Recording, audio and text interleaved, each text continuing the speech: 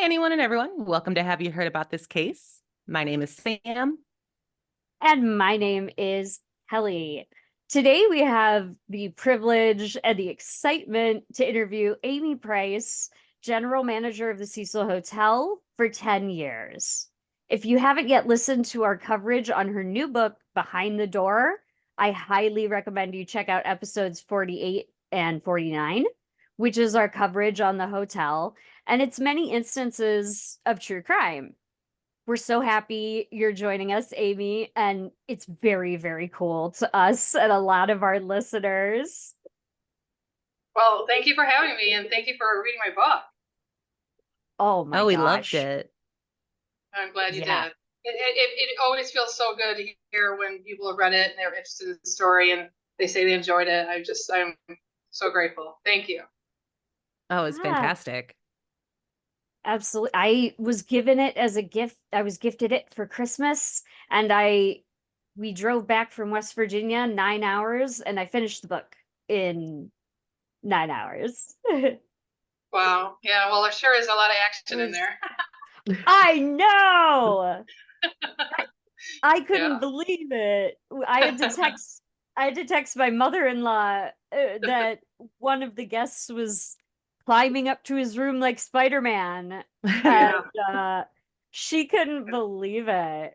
I mean, all of that is real. I mean, that's the part where it's like, I mean, I included a lot of highlights, but there's so much more, I mean, those are just like the things that come to mind that have to be in there. But yeah, there was a Uh, lot of things that happened over there. yeah, it was truly it was a wild ride. So I can't imagine being in it, and we have questions to that effect. But we first like to ask kind of like fun stuff and get to know you questions. So we talk a lot about our furry co-hosts. I have a dog and Sam has a cat. Do you have any pets? Oh yeah, I have two Chihuahuas. They're brothers, and their names are Goose and Maverick, and they Ah! are 13 and a half years old.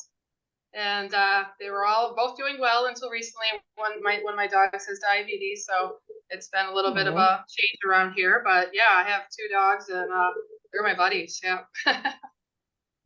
Yeah, little shadows. I think you may have mentioned them in the book. Yeah, It yeah, they used to sounds come near to near work with the me. end. Yeah. Yeah. Yeah, in Okay. the beginning they came to work with me when they were puppies, and then it just became a little too uncomfortable because they were behind like a glass storefront, and I just started to question like, can anybody slip something in there? You just never know. So, after a while, Right. I just stopped bringing them. So let's chat a little bit about the Cecil. We're going to chat a little bit about the Cecil and a little bit about whatever you would like. And I thought I'd lead off with, because the Cecil is so kind of prolific, I was wondering if when you took the job, were you interested in true crime, or has the Cecil been enough for your interests? No, I mean not at all. I don't even watch those like kind of shows that are like on the true crime. To be honest with you, I mean it's just never really been Mhm. my thing.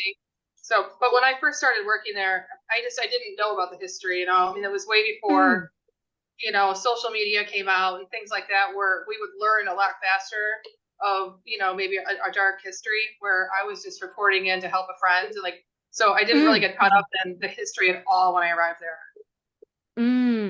I remember that. Yes, yeah, because if you read her book, Amy was brought to the Cecil for what was supposed to be a 3-month job. No, 3 day. 3 day. Okay, excuse me. Yeah. And then they kept her on until she was elevated to general manager. Yeah.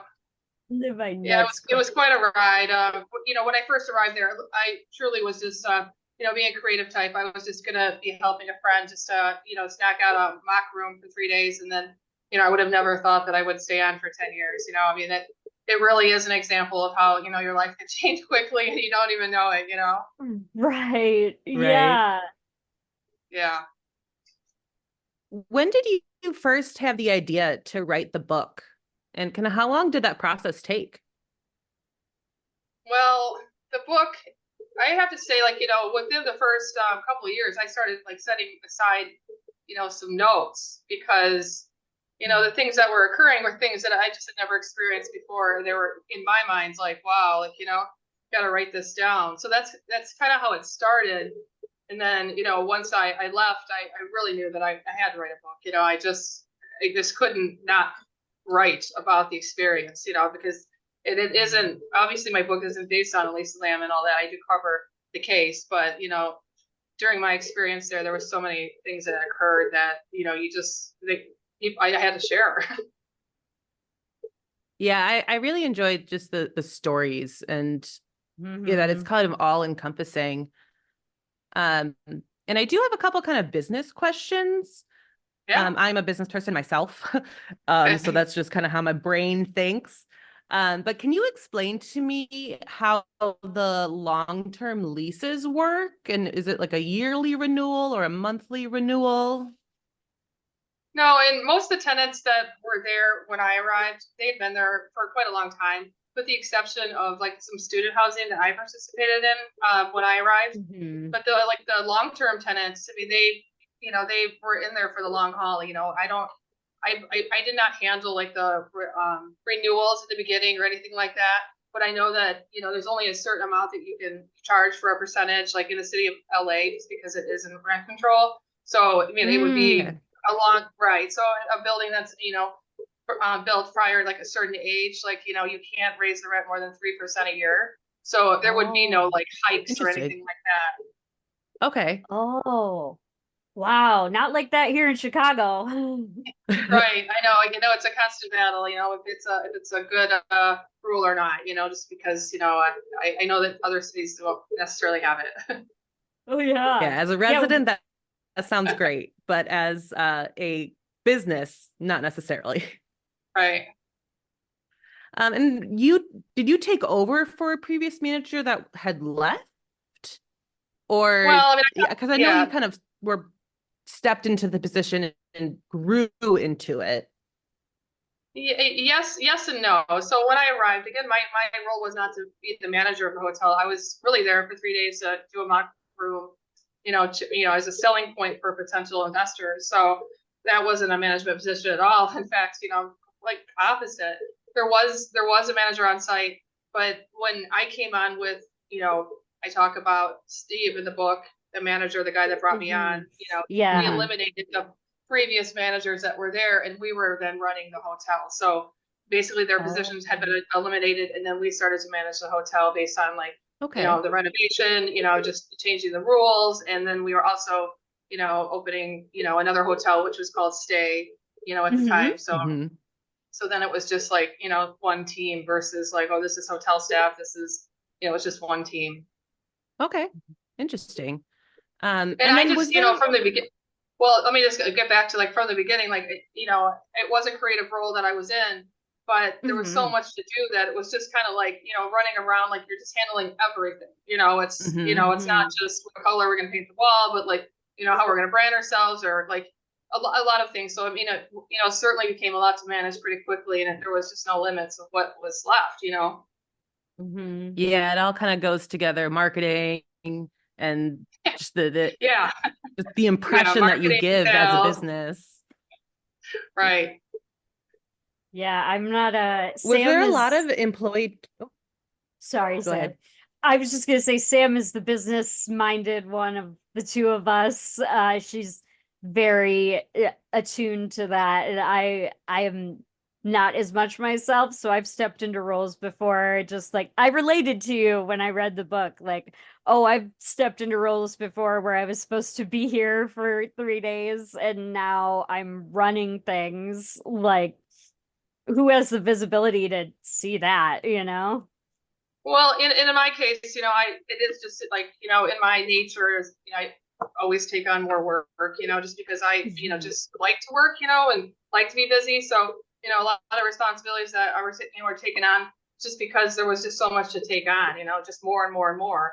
So when I did get promoted to the general manager at that time, I mean, it didn't even really feel like a promotion aside from, just having a pretty large title. And a nice office, that was like, Hmm. looked like the 80s, but I mean, it was a very Hmm. large office, with a lot of responsibilities, but it didn't really feel like anything had changed at that point. Hmm. Yeah, I've definitely been in similar positions, and I felt like I related to that a lot within your book, because I've started in small roles that I don't expect to turn into something else, but the work is just there. It just needs to happen. Well, yeah, and then your responsibilities grow, and so does your paycheck, right? Exactly. Yeah. Well, I mean, that's the way It's it just should kind of be. a signature at the end. Yeah, yes. And If you if do things are more, going you well. should be paid more. Exactly. Was there a lot of employee turnover when you were there? Not at all. And, that's just, I mean, another piece of it, is at one point, and we had over 50 employees. Oh, It wow. just depending on, yeah, just depending on, the time of year and, the demand. But the employees that we had there, most of them stayed for years and years and years. I mean, like Pedro, I mean, he's been there for over 35 Yeah. years. He's still there, you know? Hmm. Um, the maintenance and the housekeeping, there wasn't a lot of turnover. It was like truly like a family over there. Like, that was there were so many hard parts, but when it came to say goodbye and close, it was really, just how we all felt. Like I just very sad, because they continue to come to work. Yeah. That's such a Yeah. fantastic thing, though, to have such a dedicated team that it Yeah. is like family. And we never really had a lot of money. I'm sure you got that vibe, or on the page there, but we never had a lot of money. We were always just trying to survive, or like figure out how we were going to survive. So we did, from a management team, we didn't really have a lot, to offer them, aside from of course paying them, a fair wage. But like when it came to Christmas parties and things like that, I mean, it was like, we'd host these dinners like Kentucky Fried Chicken, and they were just so Hmm. grateful. I mean, Oh, and it's not much, but it's really all we could do. And I'll never forget those Christmas meals. They were just so special. We all like sit down at one table and and have this, and just listen to yeah. Christmas music. Yeah, Oh, That's that wonderful family atmosphere that yeah, you're able to cultivate, even if it is with KFC or something. It still is a family atmosphere. yeah. Well, I also think I mean all went through a lot over there. Just in general, the hotel itself. That there's a bond there too. Just when you go through a lot of things with employees, and that like it just feels maybe a little different than like your average corporate job. yeah. Yeah, definitely. Because I came from a corporate background, so I can definitely tell you that like it was a lot different over at the Cecil. Oh, I'm Yeah. sure. Yeah. So we're just going to touch briefly on this because I want to know, or maybe there's no answer to this question. And let me know if that's so. But I was just wondering, how were you able to maintain your distress tolerance through all your experiences as the Cecil? Do you have an idea? Were you able to compartmentalize? Yeah, I mean, I get to ask that question a lot, and I think it really goes along with the question of like, why did I stay, or how could I stay, or how could I work in that environment? And I truly think I process fear differently than a lot of people. Like meaning, like I've never really been into locks and things like that, because I think it's from my childhood, and I grew up on 10 acres of land, so I didn't even have a house Mm, key. So I'm not security driven off the bat, like of there's something wrong here kind of thing. And there mhm. were always so many things to do that you almost just always had to, head on to the next thing. So it was really just Sure. like the way to adapt is just to move on to the next fire, or, responsibility, or something that came up that, was really not a lot of downtime to reflect, I guess is what I'm trying to say. Did the things that happened there, or certainly some of the circumstances affect me? Yes, they did. But again, like I continue to run a business, and it's a business Right. that I kind of felt like I was a part of building. I mean, at Mhm. least for the stay portion. I mean, aside from my girlfriend, Cindy, that's also in the book. I mean, we designed all of that. So just imagine having that opportunity in your life. How exciting is that? And just trying to keep Yeah, it afloat. So, I mean, that was really what I feel that we were trying to do most of the time we were there. absolutely. And we just, Sam, you might agree with me. I just totally relate because Sam and I met at sort of a similar ill-fated job. It Yeah. was, I don't know if I could say it on the air. It's closed now. It's Hamilton the Exhibition. And it Oh, was, yeah, that's how we met each other. And it was intended to be folded down into 60 semi trucks and trucked around the USA. And I don't know why they thought they could do that, but it was a glorified tent outside, and we were getting paid real well. And Sam and I were both supervisors. We felt really committed to it, We loved and it. we did. And then they came and told us the what, like, we noticed people, like, the numbers were dwindling. And then eventually the producer of Hamilton, like the whole thing, he came and we were like, well, that's probably not good. But we had the same sense. Like, I had been there since we were in hard hats at the beginning of them building right. this thing, and Yeah. you just, yeah, you want to see your garden grow, you want that to happen. Or it's hard And to let go of, the reality that it might not work. And there is a point in the season yes. that I knew that it was, pretty much over for the hotel, and meaning like, there wouldn't be a comeback, but, up Mm, until that point, I think that we really tried. yeah. Yeah. And I just wanted to say how much I respect your resilience for everything that's, I worked retail, and someone did something inappropriate in our fitting room and I couldn't handle that. I read your book and I was like, okay, I can handle any day at work now. Yeah, right. Like any day. Yeah, I was just, relating to like, other jobs and things. I was talking to someone earlier about the Cecil, and I said, geez, I just wait for the day, if there is one, where I have an interview or something where somebody says, now give me an example of something stressful that happened on the job and how you handled it. Back in the day, those are questions that, you thought about, like, how you'd Yeah. answer. And I'm just not quite sure how you could truthfully answer and not scare people off. Yeah, you're like, you've got that all ready to go. You're like, wait, I know exactly what you're Yeah, gonna ask, because I feel like they still ask that. I say I And yeah, ask that when I interview people. yeah. right. Yeah, because, the scenarios that I would be able to, I guess, to give would be really different than what they're used to hearing. But, I did handle it. Yeah. I say it's And probably handle it more of well. a which one do I choose Right, versus trying to come up with one. right. Mhm. And Yeah, I think what you said, like just moving on to putting out the next fire, is a great way to do it. I try to think to myself, first things first, and like, yeah. okay, whatever's in front of me, let's do that, and then everything else will triage. Yeah, and unlike other larger, the hotel in size is big. The Cecil's huge, Hmm. but the staff was a pretty skeleton crew. I was the manager. We had Pedro, handling maintenance, everything basically downstairs. Like the staff downstairs. So it's like the two of us that were essentially running the whole hotel, and you're like you're responsible for the financials, responsible for sales, for Oof. guests that are like having problems, onto HR Yeah. issues, or just cleaning and running the hotel. It really it's a full-time job. It's a lot of work. Oh, absolutely. Absolutely. Yeah, usually there's departments for those things, but we didn't really ever have a lot of resources.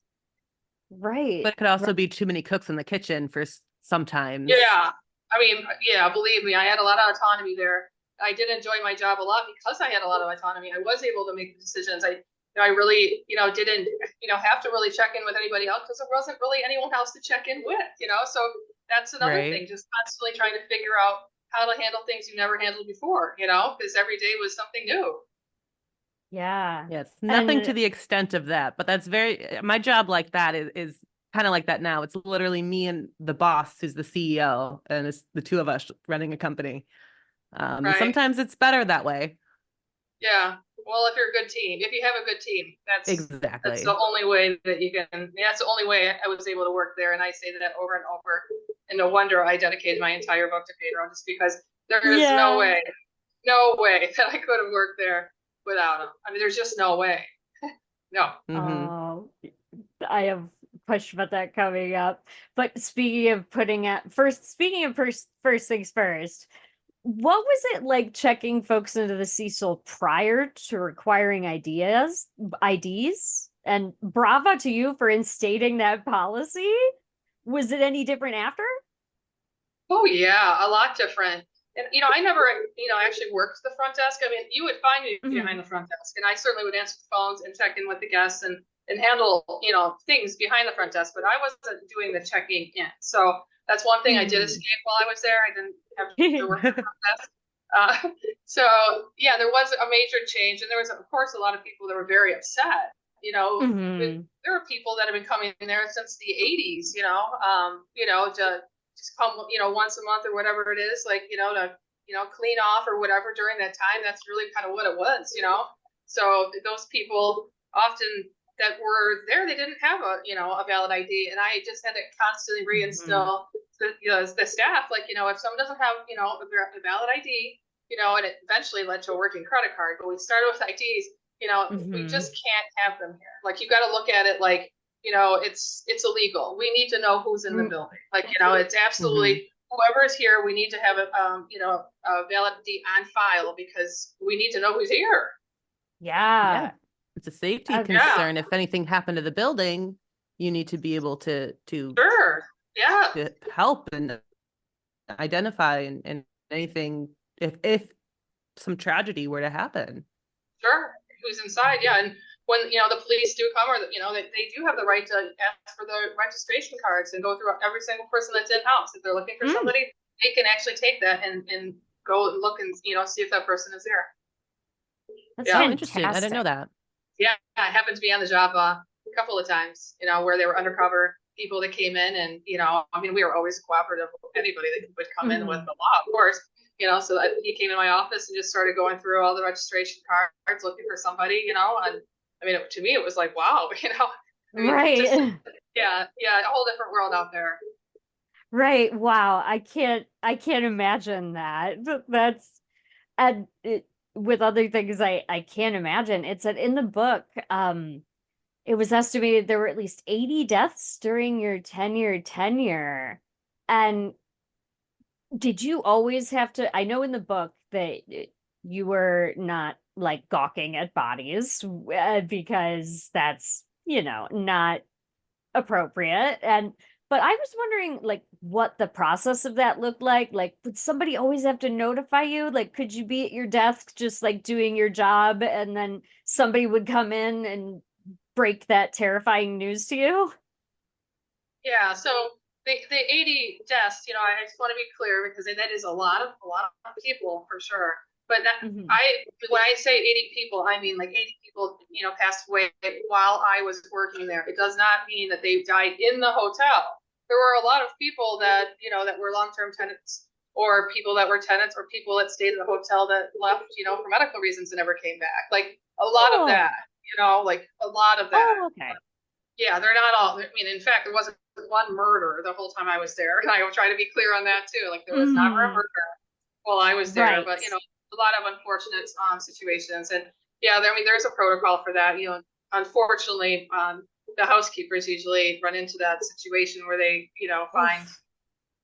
first, and then they notify the front desk, and then notify, management. And of course, you got to call, the authorities, and so yeah, there was a protocol for that, and I do talk about that in the book too. When you asked about foreigners, and before I started working at the hotel, I kind of had a vision, like, maybe how people see it on TV and stuff, but it really Hmm. isn't like that. The people that are driving those vans around, I mean, some of them don't really care, like, that, you're trying to run a business or anything like that. So I would often try to run out before they would park in front and say, would you please pull around the back? Because Yeah. it's just for our business. Some Right. would say, oh, we're already parked, sorry, like they didn't care. But Oh my Oh wow. gosh. oh yeah, yeah, I mean, some of them are ruthless. Yeah. Oh man. I guess it Just can just be another paycheck for some people. Yeah, well, I mean, I don't think anyone feels comfortable with a corner van in front of a hotel they're, like, Yeah. staying at, checking into, or checking out of, like, It just doesn't feel real good. Yeah. You know? Yeah, I think it's Y- pretty understandable request. Yeah, I Oh, I fully agree. agree. I'm very Yeah. close with somebody who's a coroner, and just knowing this person, they're Oh, the type of person who would immediately pull around back and like, and so it just oh, surprises me that it's like some people just wouldn't, because that's a hard job, and yeah. you do need I to be don't think it's easy. compassionate in that job. Yeah, it's just something that, I can't even imagine considering, but yeah, it is, it Oh. is, yeah. Ooh.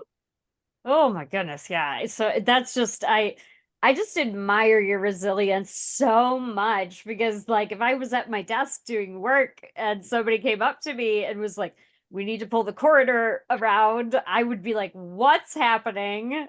And I would oh, just Well, verklempt I it would happened be. pretty early on, where, somebody had passed away and, I was very alarmed, like, gosh, like Mhm.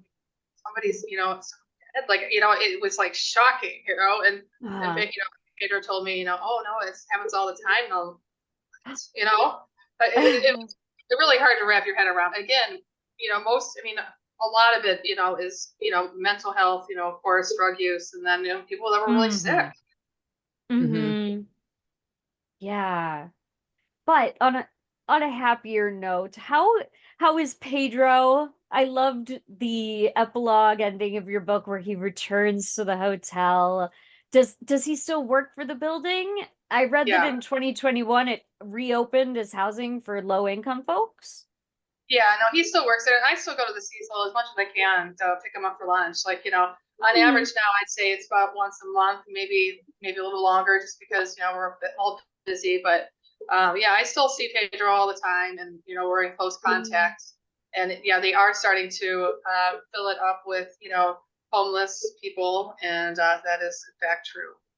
Mhm. Yeah. Well, that's probably good considering the location it opened in. Hopefully, folks nearby can afford that and can stay there. Yeah, I'm not involved in the politics of that at all, so I really can't speak to, the reality of Yeah. how that works. Yeah. I loved your imagery in your writing of him, walking back in to the Cecil as you were in the car. I know you said you like put aside a lot of notes, and I do that in my life too. And I'm like, maybe there's a book inside me now too. Yeah, absolutely. What would you like to see the Cecil become in the future? If you kind of had your own way with everything, what would you like to see it be? Oh, I would have loved at one point to see it actually be, a successful hotel. I mean the hotel, it has obviously a lot of history, but where it started is where most things did start downtown. By train station, by bus station, and city hall down the road.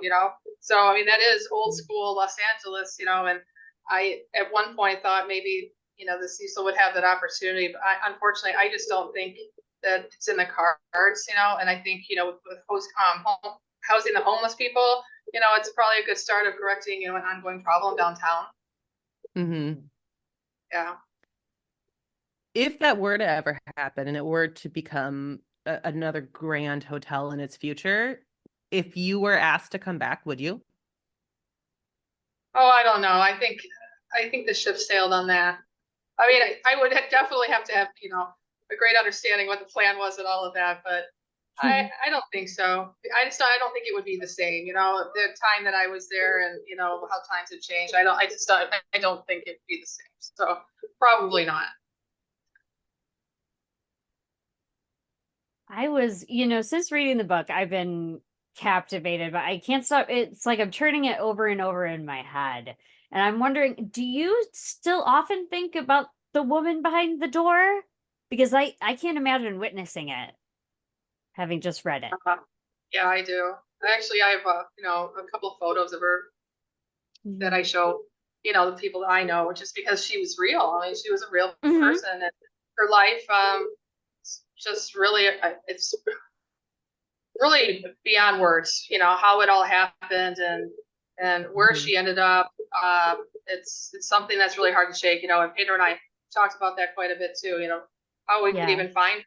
Like, because once, she left, in that ambulance, no one ever even came by to even ask about her, which I think is also odd, I mean, to Yeah. be, Mhm. to be found, next to a dead man, and, I'm guessing, off to a mental hospital, and Hmm.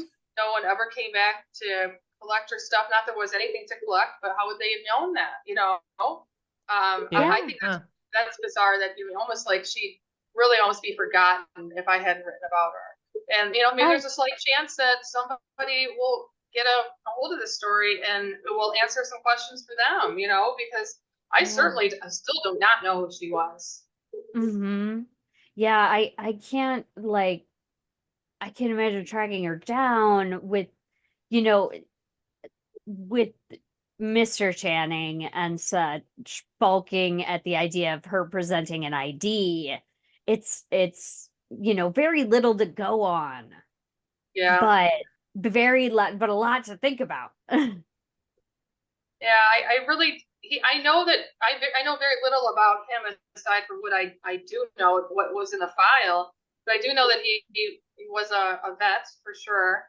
Hmm.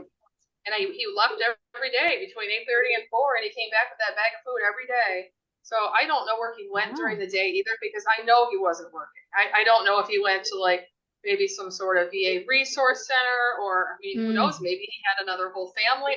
It's the whole thing with him is a Yeah. mystery, really. And there's no Yeah. ID on her, and I mean, red flags everywhere. I mean, I don't even Yeah. know where to start. The woman didn't even have any clothing.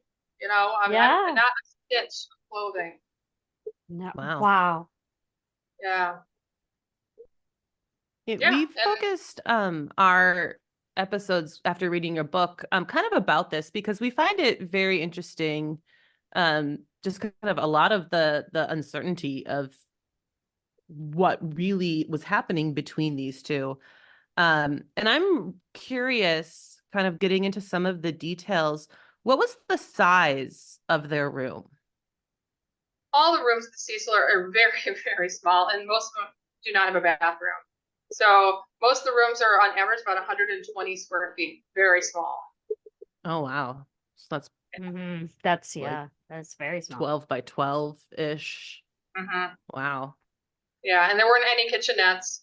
So that would just be a bed, a nightstand, and a dresser with, in most of the cases, like an old TV that's like bolted down. Mm-hmm. Hmm. And you mentioned in the book that there was previously a phone call that Pedro mentioned of somebody calling from Asia saying that their mother was being held hostage. Do you believe that this is in relation to that room? It's just such a strange story. I mean, honestly, just because, of course, it kind of goes along with this woman and who she might have been, and Hmm. I guess the call said that, the mother was trapped in the basement. Well, where their room was at the hotel, it was like inside like a tower, because there's three towers, in the Cecil, it's shaped like an E. So, if you were on, inside the E, it could appear to be like darker or like a dwelling spot, I suppose, if you have the shades drawn and like you don't know where you are. I don't know. I mean, I don't think we'll ever know if that truly is the case, but I just feel sad for the person that that I feel sad all around about all of it, to be honest with you. And how would we Yeah. ever know if that was real, if that was about her? We'll never know. Yeah.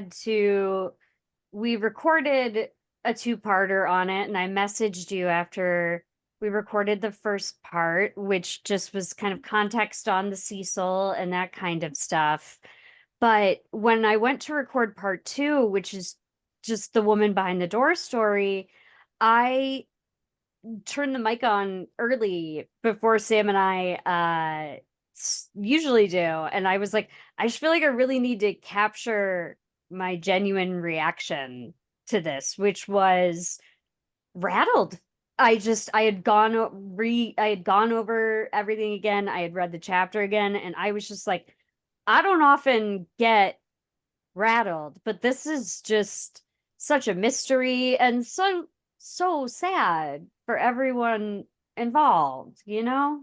Yeah, and I mean, I really did try to help her. I mean, I go through that in the Hmm. book as well, but I mean, I did Yeah. contact these agencies, and that's, this is another takeaway for me, coming from the Cecil, is that a lot of people, or most people, would assume that if you have a problem, you're gonna just call 911. If you have a problem, and like call animal control, call these people, and like they're gonna Hmm. handle it. And I mean, that's something that really was just not the case, with her, because I truly tried to help her. Not even mention, like, I would go up there and knock on the door and be on the other side when I knew he was not there, and tell her it's safe to come out. Like, I tried, Hmm. it just Mm-hmm. nothing seemed to work. So that's why I talk about the Stockholm syndrome. Like, Yeah. is that what it was? Like, did she just learn how to adapt and navigate to what her life became? Because, I mean, she didn't have any clothes, I mean, I'm just Hmm. guessing the bag of food he'd bring up in the afternoons was for her, but sure wasn't anything special, and she never got outside. I mean, that's the thing. I just wonder that day when she was, rolled out in that stretcher. I mean, did her eyes, like, I mean, did you see that movie Room? I mean, something similar to that. Like, you haven't been outside of your Right. life. You haven't seen, the sunshine, I mean, I'm sure it could be painful. Yeah. Yeah. Yeah. Hmm. And that Yeah. you kind of alluded to this, I think, with your answer here, but what is your gut feeling about the situation in that room, whether it was a Yeah. kidnapping or a hostage or mental health or something else? Well, Mr. Channing, was there for many, many, many years. So, I mean, I obviously had 10 years experience with him. And, he was Hmm. always a very gruff man. I'm not sure how well he was. Again, we never got any report on how, he was doing, but Right. I do think that I think that he abducted her in some way. I don't know. I don't know how how it all happened, but there were many different stories that never added up. Like, when I would call some of these people. Sometimes he would, like, call her a sister, then it's a wife. Like, I mean, again, like, red flags. And she never seemed to say anything at all. Like, in some cases, I wasn't even sure if she even spoke any English, because she Hmm. I was really didn't. wondering that.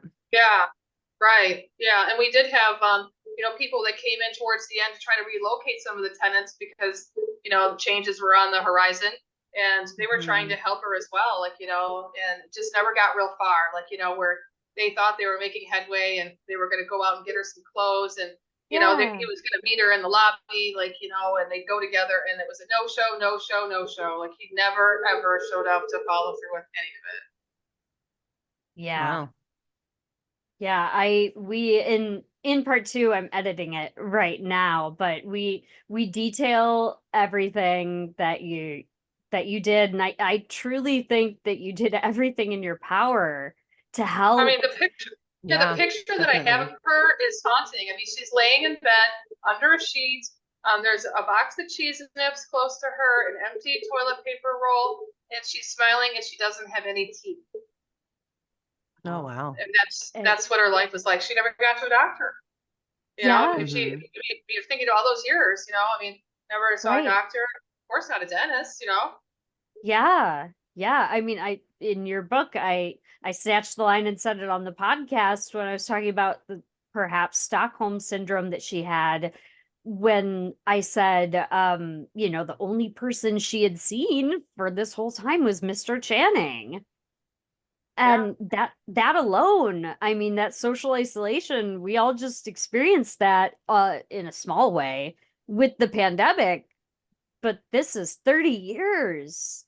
Yeah, and You know. at one point he added that dog, in the room. Mhm. Hmm. I mean, Mhm. he was a lot to handle, Mr. Channing. But when he added that dog, I mean, that dog never even had a leash. I mean, you guys are, pet owners. I mean, of course I Mhm. called animal control, because, and then Yeah. Yes. animal control came by, and they, requested that he, walk the dog. He walked the dog with a rope one day with a rope. And then that Oh, was the last I ever saw the dog. So I don't even know what Poor happened to the dog. dog. Right. oh my God. Yeah, That's and like, he would bark all day long, because you just know he's furious. He's trapped in this room. I mean, that's yeah. not how animals should be living. Even like, yeah, people. Yeah. Oh God, yeah, yacht people. But also as like a pet owner, that must have hurt your heart. Like, what is happening in here? And Yeah. What is I'm happening? really exactly what's happening. And I'm really bad at letting things go, so I've been churning it over and over since I've been reading the book. What about you? Have you been able to let go of her, or have you still been thinking about what Pedro encouraged you to do, like track down who she is or was? We still talk about it. I mean, we still talk about Hmm. it. I mean, it's just such a haunting story. If you really Yeah. process what the reality is, it's not, oh, she might have been there for a few years. No, I mean, she was there for many, many years, in without clothes and without medical care, and I don't know what the circumstances were, but it's something that's really, that's why I called it Behind the Door. The whole book is Hmm. being called because of her, and I'm glad that you guys picked up on that story because it is a big one. It was I like I sound just like this halting and like nervous right now, just because I'm talking to you and I think you're great. But in the when I was doing the episode, I was just like, this really happened. This is haunting and chilling, and like we do true crime episodes all the time, but not in this vein. Uh, but it's still just as haunting because this all happened. And I'm sure she's still alive. I mean, I'm just guessing. That she there's a good chance that she could still be alive. And like, where Mhm. do they take her? Like, where is she? I mean, how can you track her down? Like, to question it. Once again. Now that he's not here, I mean, I Right. don't know. I think that would be the tricky part of actually trying to find, where they took her, because there's, Hmm. I'm not sure that would be easy to do. Yeah. Yeah. And I bet it, may be difficult even to get her to speak, because I know, like you said, you did several wellness checks, knocking and calling when she was in the room alone, and she still did not speak. That's So right. so goodness knows, even if you found her, you there might not be anything new. Well, aside from maybe trying to figure out who she was, like before Right. she got over to the Cecil. Hmm. Mm-hmm. What her Yeah, life was Yeah. before. right. Did she have one? I mean, it's Yeah. hard to even gauge what her age is. Just Uh, because I think I talk about her hair like Marge Simpson, but if you think about it, if you're just Mm-hmm. laying in bed all day long, I guess that would happen. That hmm. woven look of Yeah. that Marge carried. Yeah. So to get a little more specific, I'm just wondering, because your descriptors were really good about Mr. Channing's room. And I was wondering, did the neighbors ever complain about like an odor or perhaps the cockroaches? Well, see, most of the tenants at the Cecil were on floors 2 and 3, and we didn't have Hmm. a lot of them towards the end, at all. So they Hmm. weren't like crowded, next to each other at all. So I can't say that, Mr. Channing Oh. had like tons of neighbors that were like, thrilled or unthrilled with his behavior. He did create a problem, with the cockroaches. And that's because of how he lived. And, I worked directly with the health department where, I mean, I called the Hmm. health department on him, to correct Mm-hmm. the behavior. Because, I mean, that's almost unheard of if you're thinking about like a hotel to call a health department to get, a correction made. But Yeah. Right. that's what I had to do, or else, that was the only way, to try to get them on track. Right. And you had to do so many things that you don't expect to be in your job description as a hotel, in addition to calling the health department, like appearing in court, tons of stuff. Yeah, that one case with Mr. Channing, because he did take me to court because to be Oh, honest with you, yeah. he didn't like me because I was onto him. I was making him follow rules or Hmm. change things because it was not okay with me. So he took that as harassment and he got tried to get a restraining order on me. And that Hmm. was really something else too, to be down there in downtown Los Angeles in a room with people that are battling a lot of parts like domestic violence, and here I am with a tenant at the Cecil because he doesn't like the notices I'm putting on his door. Right. Wow. I Yeah. find that interesting too. Yeah. If this is in fact him kidnapping her and holding her hostage, that he would get the courts involved in any way. Well, I mean, her name's not on the paperwork. It was just between the two of us. He served me directly, like, in the Yeah. lobby. Yeah. And that goes back to, I'm not sure how well he was. I just found him, for the most part, really, really grouchy. Obviously, real off. He wasn't normal by any means. And just a real strange person. With obviously some secrets. And that's a thing to know, like with a lot of the tenants. The demographic of a lot of the tenants that lived there. I mean, they were loners. They didn't have families that came to visit them. Like, there wasn't people visiting them unless, maybe they were doing things they shouldn't have been doing. Aside from that, they were, for the most part, loners. Mm-hmm. That's sad and fascinating. I find it fascinating from a sociological point of view, like this gathering of these type of people, and it just makes me sad that I know you said that some tenants, nobody ever even came to pick up their things, and it's just like No. you don't want to think of that happening to someone. Oh, I talked to several family members after they passed on, and then they just told me discard everything. Which, to be fair, there probably wasn't a lot of valuables anyway. But that really was, a common response is, we're not coming, just bag it up. Wow. Yeah. I know you mentioned in your book that you had somebody come in basically once a month for pest control and fumigating. Did you have issues with other tenants not wanting to leave their apartments No. during this process? No, it was only Mr. Manning, and the reason, if you think about it, the reason why is because she didn't leave. He did leave, but he couldn't get her out of there. He chose to not cooperate because of her. So Right. we had to treat his room differently because you can't spray, if somebody's present. So we would, we would treat the room with the gel on the baseboards in the fumigator. I knew him well. He said that every time he went back there, it was always removed. Wow.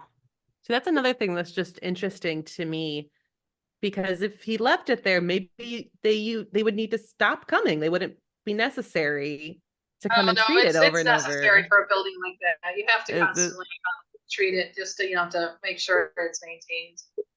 You have to. Would it have been possible to evict a tenant from the Cecil, or does LA law like prohibit that? What would that have looked like from your perspective? Oh, I've evicted many tenants. Mm-hmm.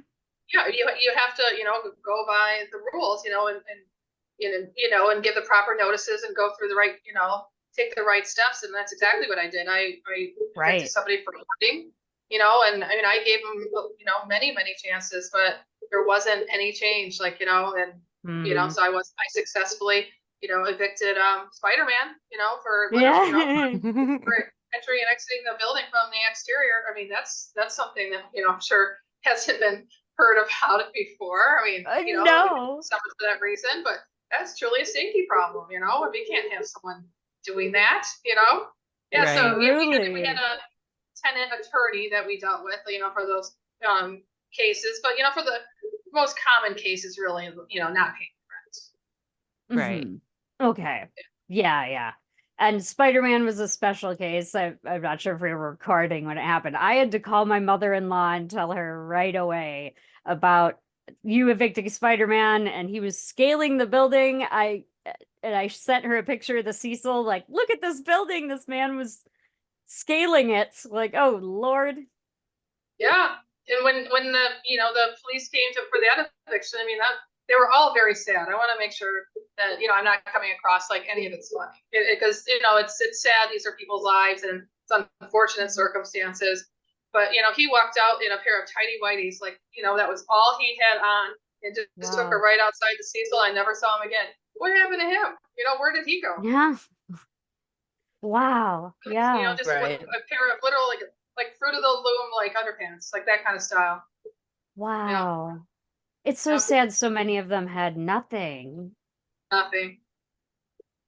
And he was, he was an interesting case too, because he spoke a language that no one could ever identify. He was from Brazil, but I mean, when we went to court, the judge even said, I'm unable to identify a language he speaks.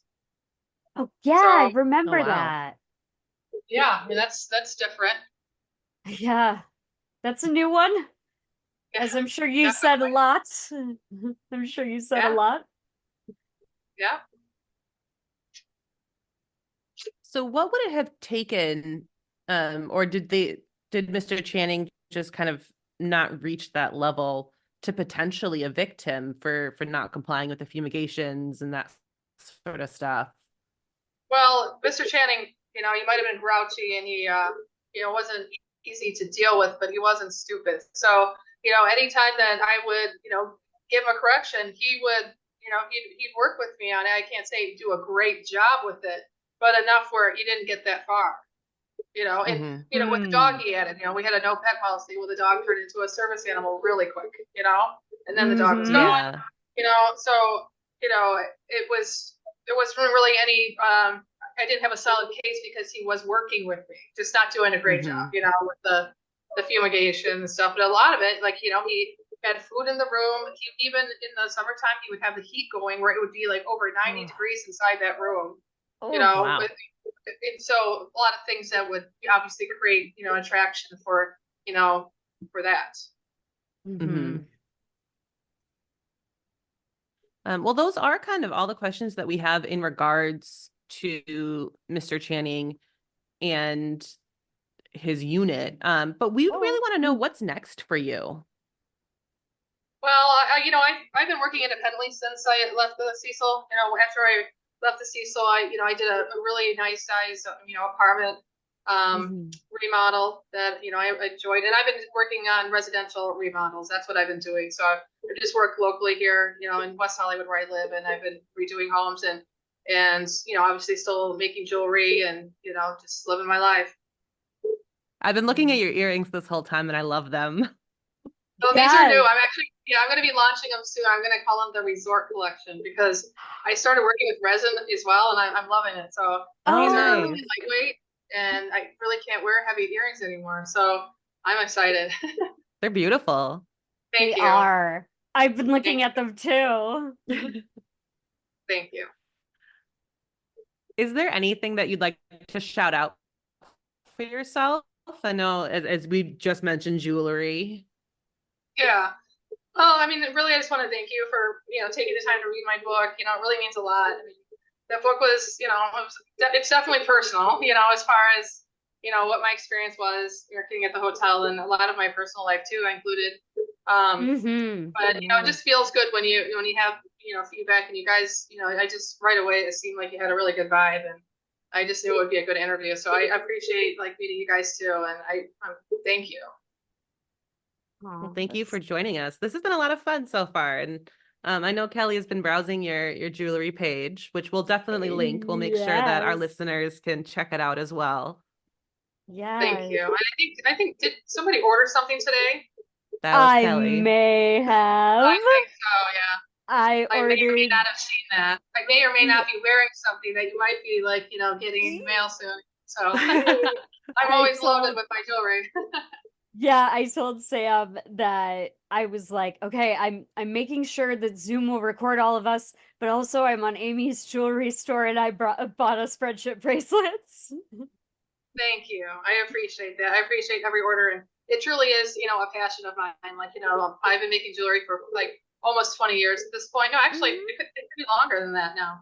And interior design is something I just really like to do. So, I'm happy, when I'm living a creative life. Oh, absolutely. And so jewelry and interior design are Amy's true passions. So if you're able to support her, please do. Her jewelry is available through her Instagram bio. That's exactly how I got our friendship bracelets. Links you right to her website. And if you live in West Hollywood and you don't like what your kitchen looks like, call Amy and she will make it beautiful. And she also sells candles as well as her jewelry. So you're really multi-talented. Thank you. And we just want to thank you for your time, Amy. It was a pleasure reading your book and then telling your story on the podcast, and to be met so kindly by you agreeing to do this interview. All you guys, all y'all buy Behind the Door anywhere you can get it, either hard copy or digital. It is worth it. And I hope we did all your hard work justice. Thank you. All right. Thank you all for listening to Have You Heard About This Case? If you liked this episode, please leave us a review on Apple Podcasts. You can find us on Instagram at Have You Heard About This Case Pod, on TikTok at HYHATC, or you can email us at haveyouheardaboutThisCase@gmail.com. Thank you, and we'll talk to you later. Bye. Thank you so much for joining us, Amy. This was Oh, I wonderful. hope that my dog, here he is. I mean, he was getting Oh, he was how getting cute. really mad. Yay! Is that Goose or is that Maverick? This is Maverick. Oh, Maverick. Yeah, Arthur. Maverick. Oh, cute. Arthur's he in gets the a little living whiny, room. so I think next time I'll have my mom come over. There. Well, thanks, guys. So when will this be aired? Not this coming. Let me bring up the calendar. This will be the 25th.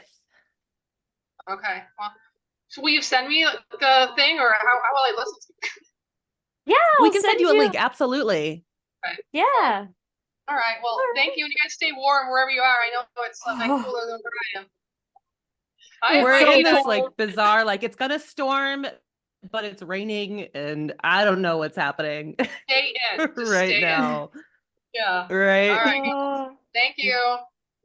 Thank you. you You so have a much. good day. Bye. Welcome.